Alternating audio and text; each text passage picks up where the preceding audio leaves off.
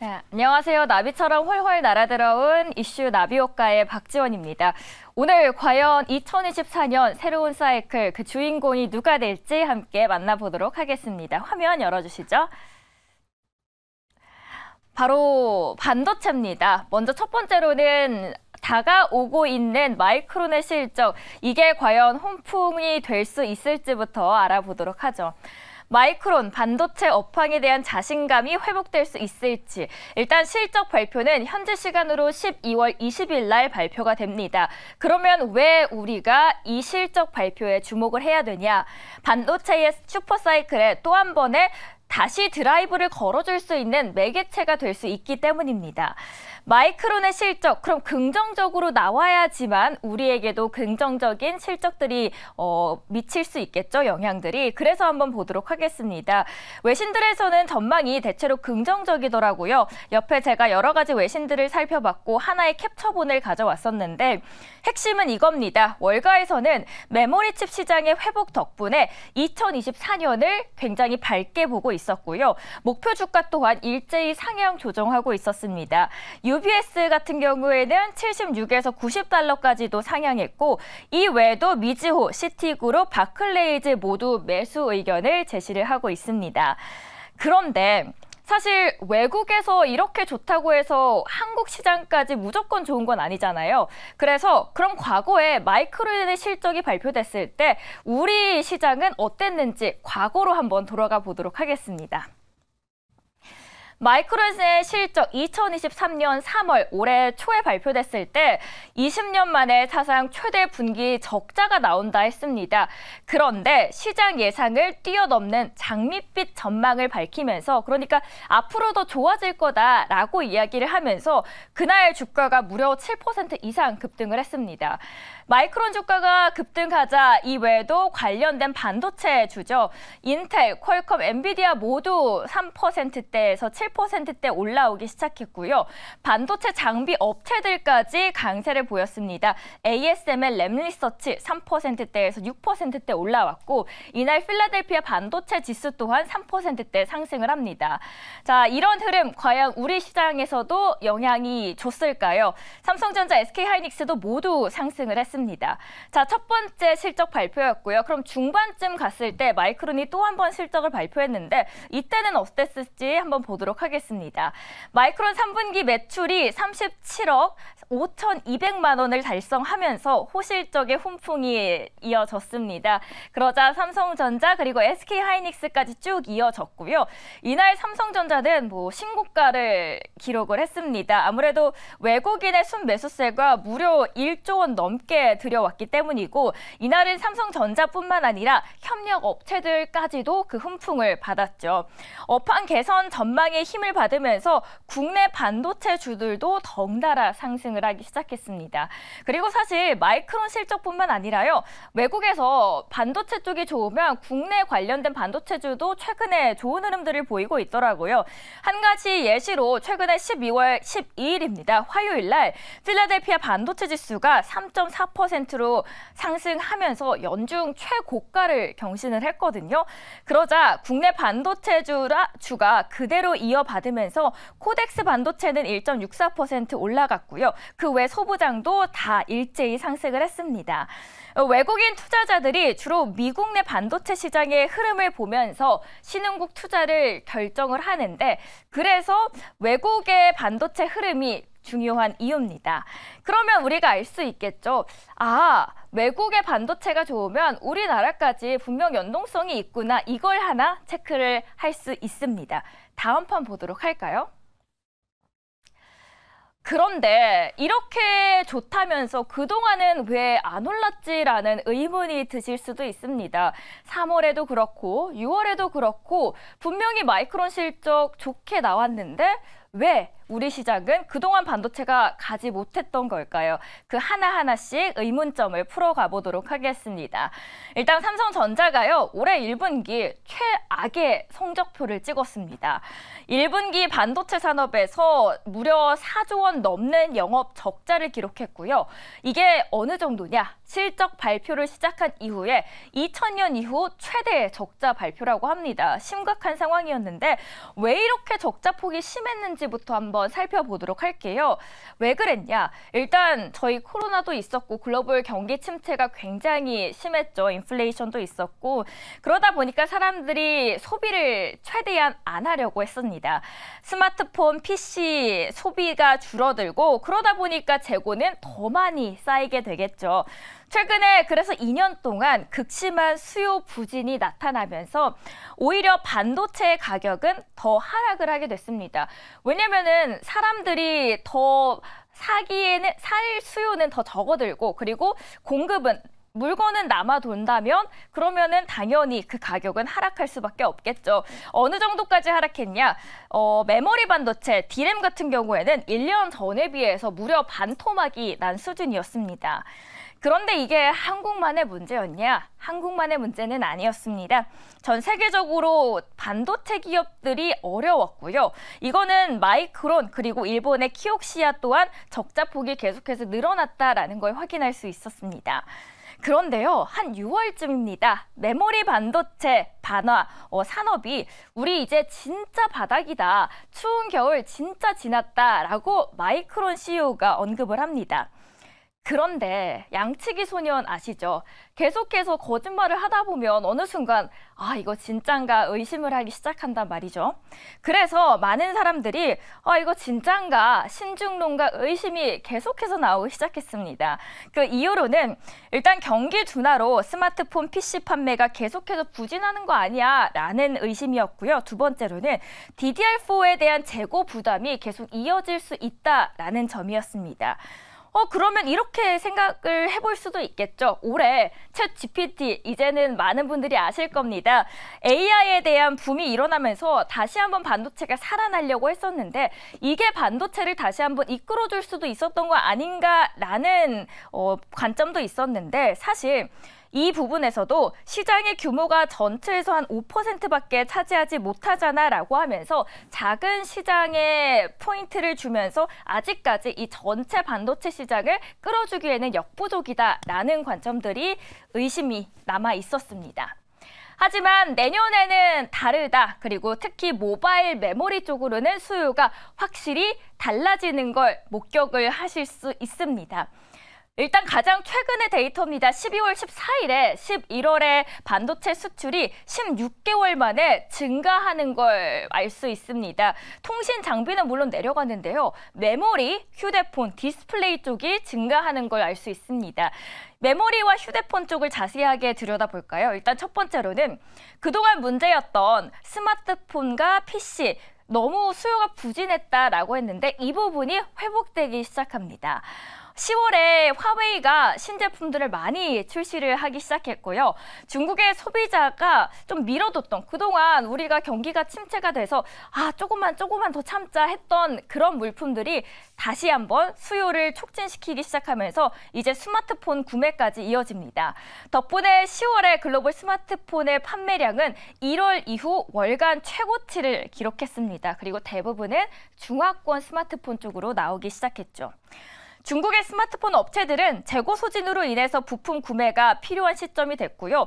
메모리 가격이 계속 올라간다고 말씀을 드렸죠. 메모리 가격이 계속 연말 들어서 올라가다 보니까 업체들도 이거 연말에 더 가격이 올라가기 전에 빨리 구매해야겠다라는 심리가 작용이 됐습니다. 그래서 가격이 더 오르기 전에 제품을 구매하려는 비축 심리까지 더해진 겁니다. 그럼 여기서 다시 한번 고민이 듭니다. 중국에서 수요가 살아나는데 한국이 이렇게나 좋을 일이야 하실 수 있어요. 네, 그냥 마냥 반가울 수밖에는 반가울 수 있는 상황입니다, 여러분. 네, 왜냐면요. 삼성전자 그리고 SK하이닉스를 대표적으로 보면 알 수 있습니다. 먼저 삼성전자는 D램의 3사 중에서 모바일 비중이 절반에 육박하는 수준으로 굉장히 높은 수준을 차지하고 있는데 지금 중국 쪽으로 메모리가 굉장히 빠르게 회복을 하고 있죠. 그리고 SK하이닉스도요. 중화권의 이 모바일 고객들에게 저가형 MCP를 다수 제공을 해왔고 오랜 시간 경험을 해왔기 때문에 중국의 고객이 굉장히 중요한 셈입니다. 결국 보면은 중화권의 모바일을 중심으로 메모리 수요와 가격이 제자리를 찾기 올라가기 시작했고 내년에 이제 앞으로 올 2024년에 메모리 반도체 업턴에 다시 한번 기대감이 높아졌다라고 알 수 있습니다. 두 번째 포인트는 뭘까요? 다음 판 한번 넘어가 보도록 하겠습니다. 그러면 맞습니다. 중국만 볼 수는 없죠. 글로벌 전체 시장은 그럼 어떨까 함께 보도록 하죠. 외신들을 한번 찾아봤습니다. 우선 모건 스탠리는요. HP에 대한 투자 의견을 최근에 중립에서 비중을 확대하면서 목표 주가 또한 상향 조정했더라고요. 31달러에서 35달러로 조정했고요. 그 이유를 2024년에 본격적인 PC 시장이 회복한다라는 점입니다. 앞서서 PC랑 스마트폰이 다시 한번 살아난다, 수요가 올라간다라는 점에서 공통점을 찾을 수 있죠. 다음 외신에서는 블룸버그였는데요. 메모리 하드웨어 쪽이 다시 한번 entering an upcycle, 업사이클을 다시 들어선다라고 써 있습니다. 투자인은 웨드부시가 이 전망을 한 거고요. 메모리 시장 그동안 몇 년 동안 굉장하게 부진한 실적을 겪었는데 이제부터 업사이클이 본격적으로 나타나고 여러분 그 반등은 생각보다도 더 빠르게 일어날 것이다 라고 전망을 합니다. 그리고 특히 HBM 쪽의 수요가 더 늘어날 거라고 하는데요. 60% 가까이가 급증을 할 거고 내년에는 뭐 더 그 내후년에는 30%까지도 더 확대될 수 있다라고 하는데요. 중요한 건 HBM 시장 90% 이상이 한국 메모리 반도체 기업들이 장악을 하고 있습니다. 그래서 한국 기업들의 수혜가 더욱더 주목이 되고 있는 이유입니다. 세 번째 포인트, 그러면 정말 메모리 가격이 올라가고 있는 거야 한번 체크를 해볼까요? D램과 낸드, 메모리 안에서는 D램 그리고 낸드라는 게 있는데 이 두 개의 가격 올라가고 있는지 한번 보도록 할게요. 옆에 차트를 한번 가져왔습니다. D램 가격의 전망인데 쭉 스키를 타는 것처럼 내려가고 있다가 최근에 꿈틀꿈틀하면서 올라오고 있는 모습들이 보이죠. PC용 D램과 그리고 평균 고정 거래 가격들이 한 달 사이에 무려 조금씩 올라가기 시작합니다. 15%나 올라왔는데 이게 왜 중요하냐? 사실 그동안은 고정 거래 가격이 상승한 게 흔치 않았고요. 2021년 7월 이후 2년 3개월 만에 처음입니다. 그런데 문제는 이게 시작이고 더욱 더 오래 더 많이 올라갈 수 있다는 게 포인트죠. 그러면 그 초기에 저희는 그 시작을 잡아야겠죠. 다음 판도 보도록 할게요. 다음 포인트입니다. 그럼 국내 시장은 어떻게 보고 있을까요? 우리가 외신에서는 긍정적으로 보고 있는 시야를 확인을 했습니다. 국내에서도 마찬가지더라고요. 최근에 스마트폰 업체 4분기 모바일 D램과 낸드 전분기 대비해서 한 25에서 28%나 올라갔다라고 했고요. 올해 4분기 D램 가격도 낸드도 무려 10%에서 15%, 18% 이상 상승했다라고 메리츠증권에서 이야기를 합니다. 그리고 로이터에서도 마찬가지로요. 낸드가 11월 한 달 동안 25%나 올라갔다. 그리고 더 올라갈 것이다 라고 이야기를 합니다. 공급 축소를 그동안 기업들이 너무 힘들다 보니까 공급을 더 축소하기 시작했어요. 왜냐하면 굳이 사람들이 살려고 하지 않은데 더 많이 만들 필요는 없잖아요. 그런 공급 축소로 인해서 내년 3분기까지 낸드 제조사들이 최대 55%까지 낸드 가격을 올리겠다라고 선언을 했고요. 고객사들이 여기에 대비해서 미리 사재기에 나서기 시작한 겁니다. 이뿐만이 아닙니다. 사실 여기서 끝나면 기존과 별다른 크게 달라지는 게 없거든요. 그런데 새로운 재료들이 조금씩 더해지고 있다는 게 내년을 더 빛을 밝게 보는 이유입니다. 긍정적인 호재들이 줄지어 나오고 있습니다. 그중 하나가 바로 온디바이스 AI입니다. 새롭게 등장한 용어이기도 하고 생소하신 분들도 있으실 텐데 사실 주변에 너무 많이 뉴스를 통해서도 접하신 분들도 있으실 겁니다. 온디바이스 AI 시장이 이제 본격화된다라는 거고요. 온디바이스 AI 왜 긍정적으로 보냐? 이게 먼 미래가 아니고 당장 내년에 상용화될 제품이 출시될 수 있다라고 판단이 되기 때문입니다. 당장 내년에 출시가 된다라고 하면은 거기에 들어가는 제품들이 더 많이 필요하겠죠. 지금 당장요.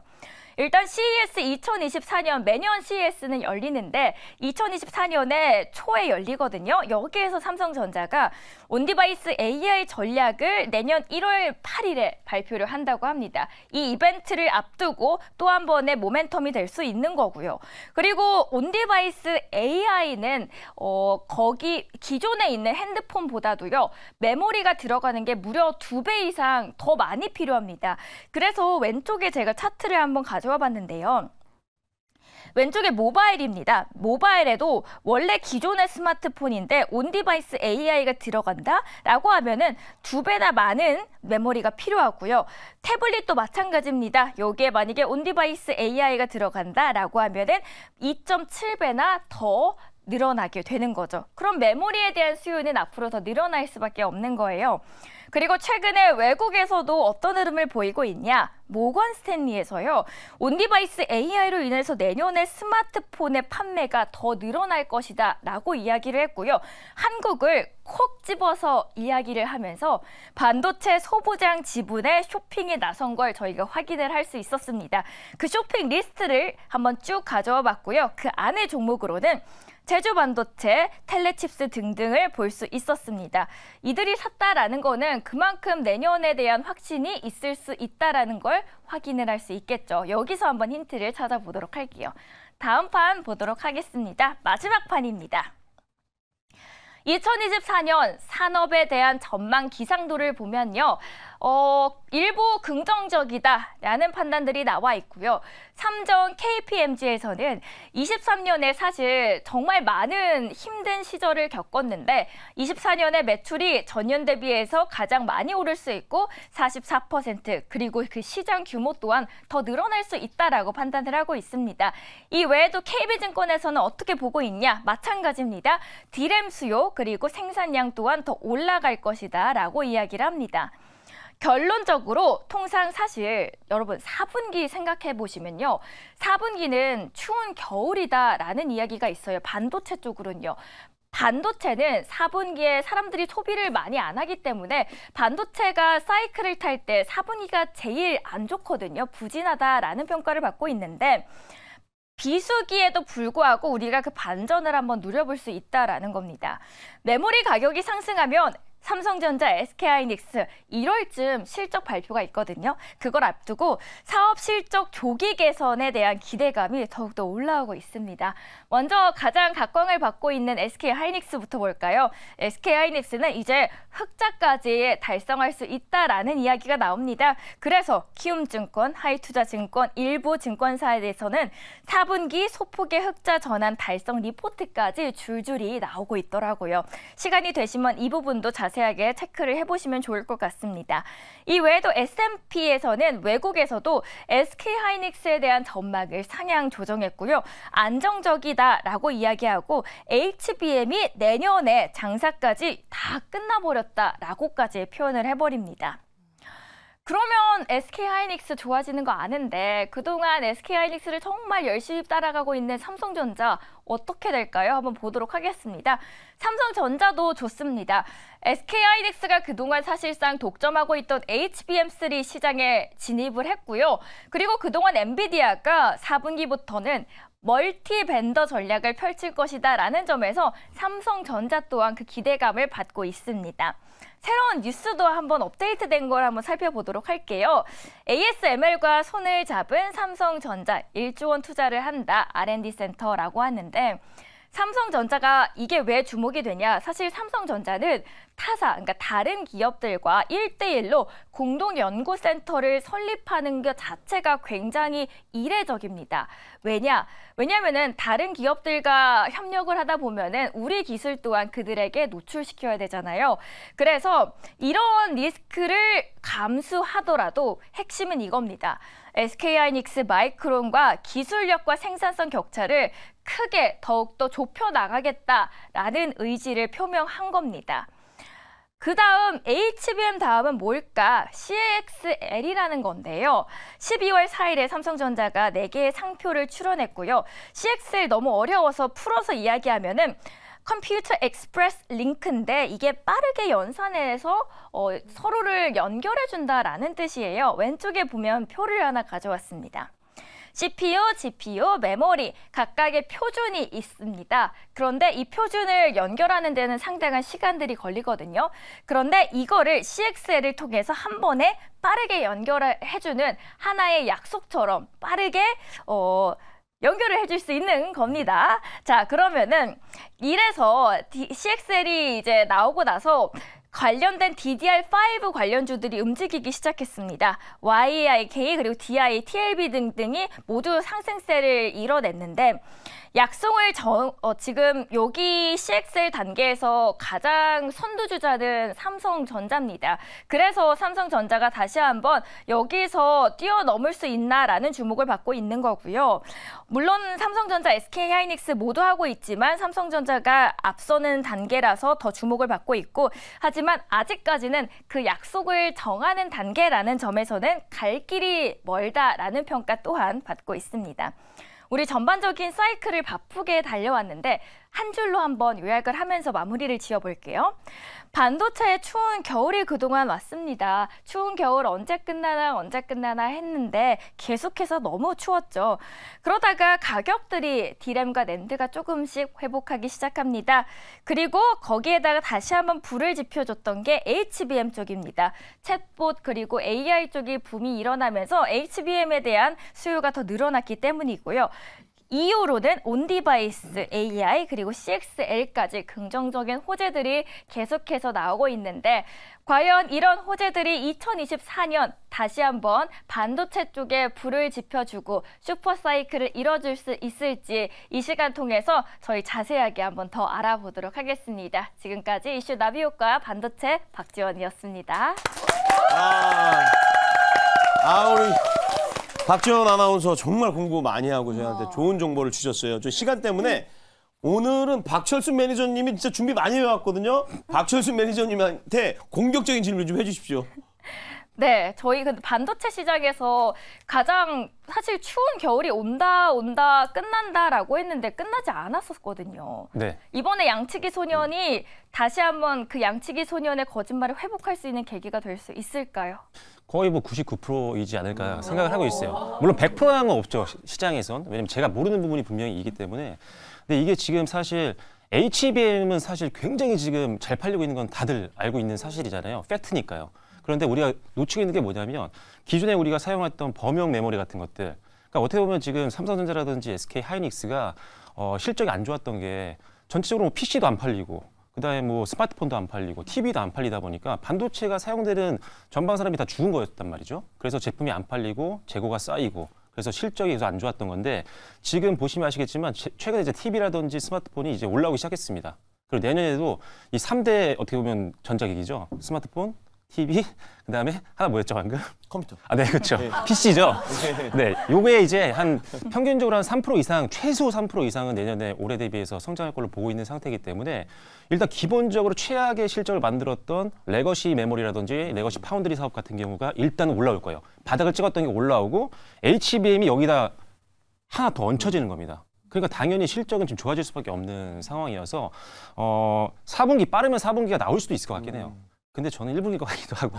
근데 여기서 중요한 건 뭐냐면 투자 관점으로 보면 4분기가 되건 1분기가 되건 결국 단기 안에 단기적으로 이게 지금 매출이 결국 흑자 전환을 한다는 개념이거든요. 그렇죠. 그러면 투자자 입장에서는 너무 급하게 나 4분기에 무조건 이게 흑자 전환할 것 같아 라고 해서 급하게 돈을 뭐 끌어와서 넣는 개념이 아니라 1분기에는 분명히 될 가능성이 높으니 천천히 이게 분할로 한번 담아보자 라는 관점으로 들어가면 충분히 지금 제가 봤을 때는 가장 매력적인 섹터가 반도체라고 보고 있습니다.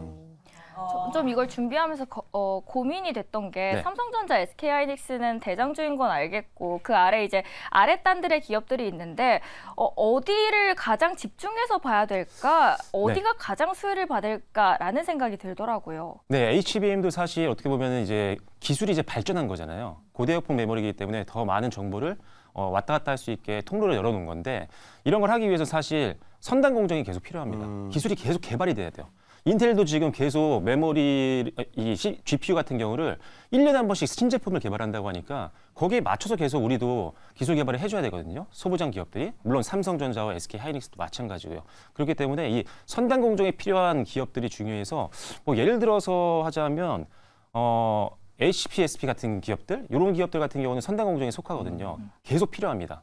아니면 또 ADL 같은 경우도 증착 쪽이 굉장히 중요하거든요. 이게 선단공정으로 가면 미세화로 가야 되는 수밖에 없잖아요. 그러면 전류가 누설되는 문제들이 많이 생겨요. 그래서 증착 공정이 굉장히 중요한데, 그래서 그 부분에 있어서는 뭐 가장 유명한 건 뭐 유젠테크라든지 아니면은 뭐 주성 엔지니어링, 뭐 원익 IPS 이런 기업들을 한번 보시면 좀 좋을 것 같습니다. 네.